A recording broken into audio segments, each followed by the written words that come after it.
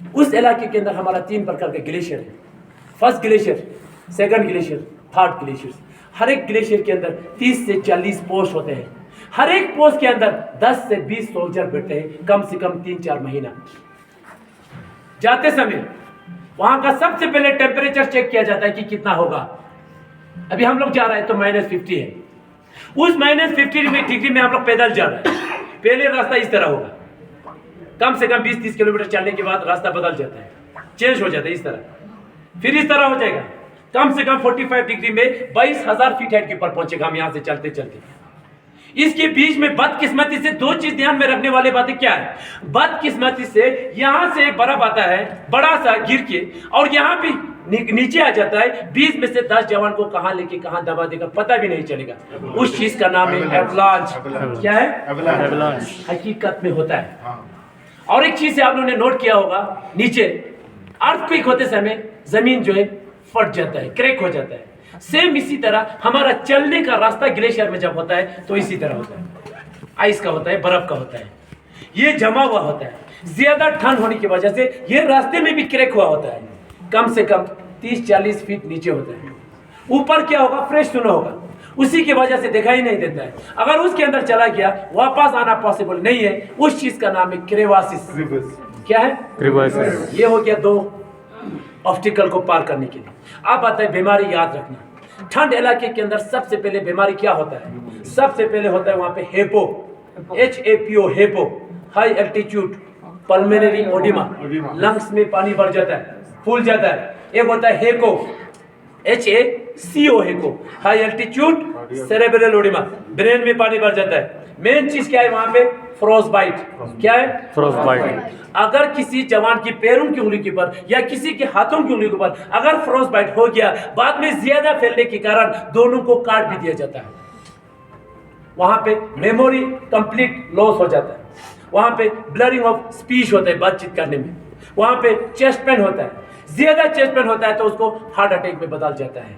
कब डेथ हो गया पता भी नहीं चलता है। फिर इन सभी चीजों को बचने के लिए इंडियन आर्मी के सोल्जर्स उस 25,000 फीट हाइट के ऊपर थोड़ा बहुत, यहां तक बर्फ क्यों ना हो, उस बर्फ को हटा के थोड़ा बहुत एक्टिविटीज करते हैं।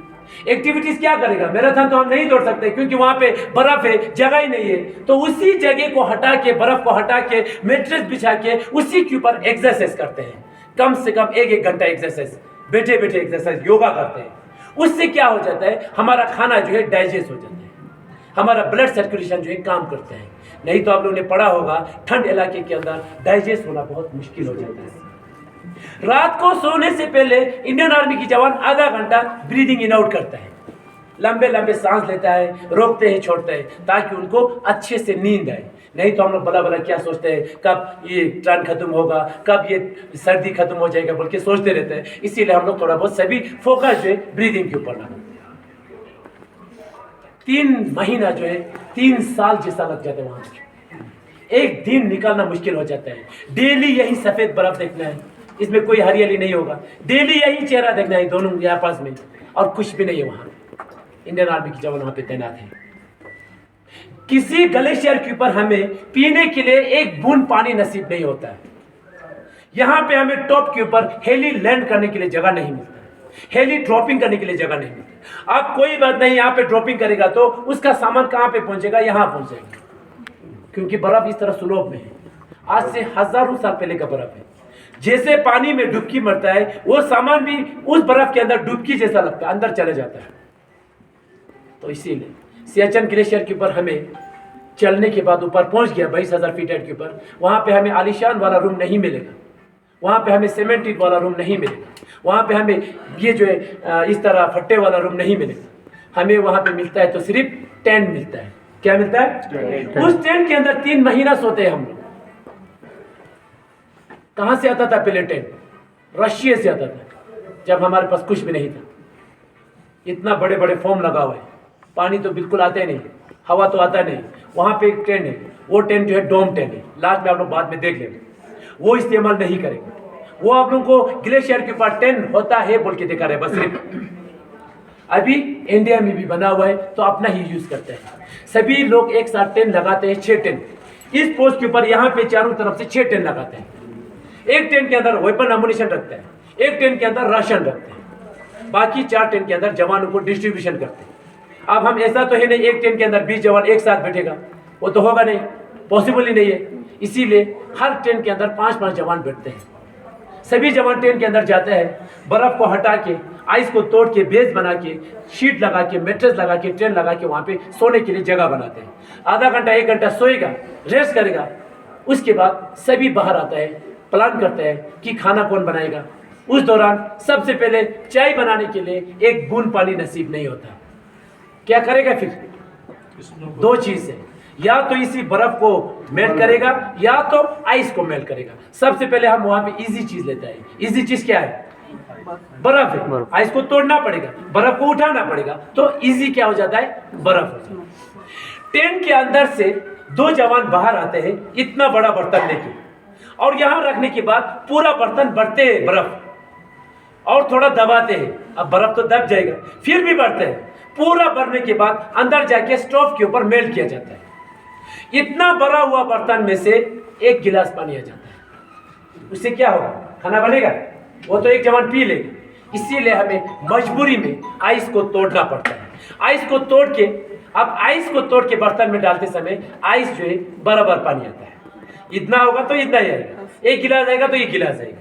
इसीलिए हम आइस को तोड़ के बर्तन में डाल के खाना बनाते पानी। अभी 1 दिन तोड़ना नहीं, 4 महीना तोड़ना है।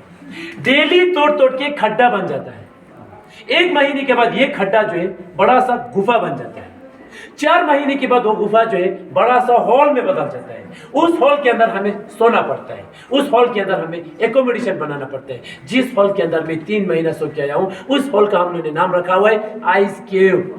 क्या रखा हुआ है? आइस केव। 100% आइस केव आप लोग को पोस्टर के ऊपर देखने को मिलेगा। छत पे आइस का होगा, दीवार पे आइस का होगा, पैर रखने का जगह पे आइस का होगा, एक तिनका मिट्टी नहीं होगा। समझ में? अब आता है वहां पे सारा कुछ हो गया, पानी का भी व्यवस्था हो गया। अब हम खाना क्या खाएंगे? राशन कौन लाएंगे? हेली तो नहीं आ सकता है। अब कौन लाता होगा राशन? वहां पे 2 प्रकार का राशन आता है। एक आता है स्पेशल राशन, जिसमें आता है जूस, काजू, बादाम, चॉकलेट, पिस्ता, च्यवनप्राश, बिस्किट, पूरा आता है। बट बदकिस्मती से हम लोग वहां पे खा नहीं पाता है। मैं आपको इतना बड़ा किट भर के काजू बादाम देगा, आप लोग चावल की तरह खा सकेगा? कोई बताइए। नहीं खाना है, क्योंकि काजू बहुत ही हीट होता है, गर्मी होता है, वॉमिटिंग होगा। इसीलिए 3-3, 4-4 दाना खा सकते हैं बस। अब खाते क्या होंगे फिर हम? दाल, चावल, आटा। कौन लाता होगा हमें? वो वहां का पोर्टर, सिविलियन, गधे के ऊपर सामान पहुंचाते हैं, खच्चर के ऊपर। समझ में गया?